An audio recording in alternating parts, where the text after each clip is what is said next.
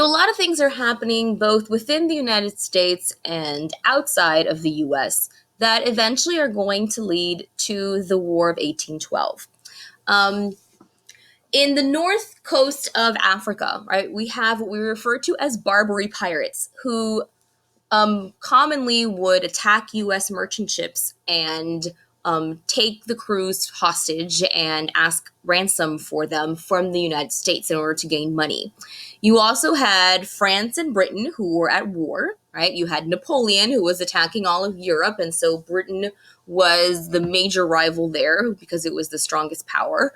And so that, of course, also brought a problem for the United States. And in 1807, Britain passes what's known as the Orders in Council, which pretty much said that any country that was neutral, so for example, the United States, would have to gain permission from them in order to trade with France. And of course, here in the US, once they got word of that declaration, they of course became furious about that.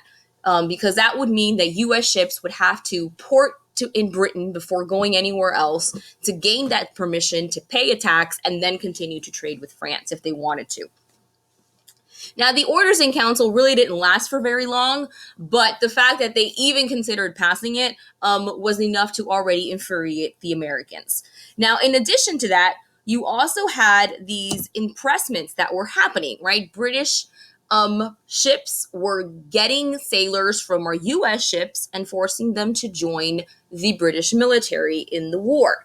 The first violent attack against a U.S. ship happened to the U.S. Chesapeake, right? And that's when the British actually attacked the ship in order to impress these sailors.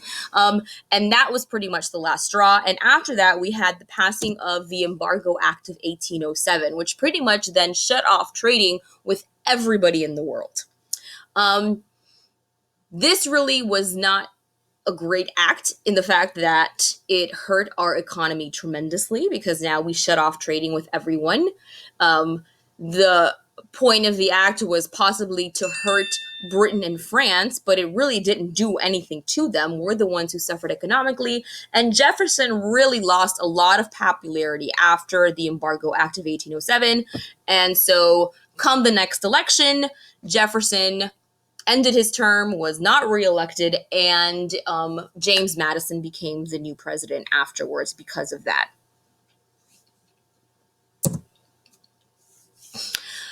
Because of the Embargo Act and the fact that it was hurting us economically, we decided to kind of reword that. And so we passed the Non-Intercourse Act, which meant that the only ones that we were not trading with were Britain and France, and we would trade with everybody else. However, this is something that was still hurting us. It didn't make a difference to them. It still hurt our New England merchants and our New England businessmen tremendously because of it. The impressment of U.S. ships continued even though the act was passed, so it really didn't have much an effect. Eventually, these acts were also repealed and more trade restrictions were created. Most of them were against Britain, who continued to pose major conflicts. France eventually began to engage in trading with us, and we continued to trade with them, but the restrictions and the tensions with Britain continued to grow after all of these different acts and all the different things going on.